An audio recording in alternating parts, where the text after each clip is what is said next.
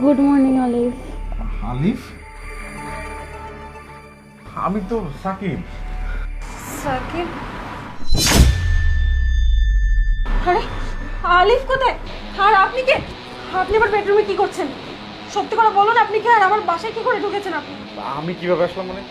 আপনি তো আমাকে রাত্রে নাইট ক্লাব থেকে নিয়ে আসলেন। কি বলছেন আপনি? আরে আমি আপনার বয়ফ্রেন্ড সাকিব। মনে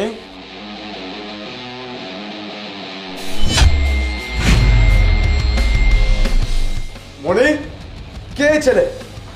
বিশ্বাস করো, আমি সত্যি বলছি, আমি ওনাকে চিনি না। তুই কিছু জানিস না মানে? তোর বেডরুমে ঢুকে বসে আচ্ছা তুই জানিস না? আর তুই তোরা তো বুঝলাম না আপনি এগুলো কেন করতেছেন।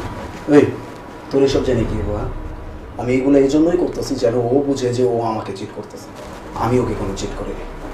যা এখন এখান থেকে, তোর টাকা পরে দিব আমি। বের হ। আর কোনোদিন যদি তোর এই জায়গায় দেখছি আমি আমার বাড়ির আশেপাশে, তোর ঠ্যাং ভেঙে কেউ। আলিফ তুমি বিশ্বাস করো, আমি সত্যি বলছি, আমি ওই ছেলেটাকে চিনি না। আর ও আমার বেডরুমে কিভাবে ঢুকলো আমি তাও জানি না। আমার পিঠ পিছে এসব করে বেড়াস?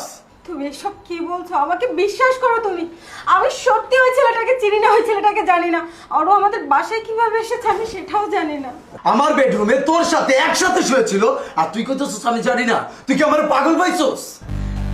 এখন আমি বুঝতে পারছি যে আমার নাইট ডিউটি হইলে তোর কোনো সমস্যা কেন হয় না, কারণ তুই যেন ওর সাথে একসাথে রাত কাটাইতে পারছিস। কি বলছো তুমি এসব আলিফ? তোমার কি মাথা খারাপ হয়ে গেছে?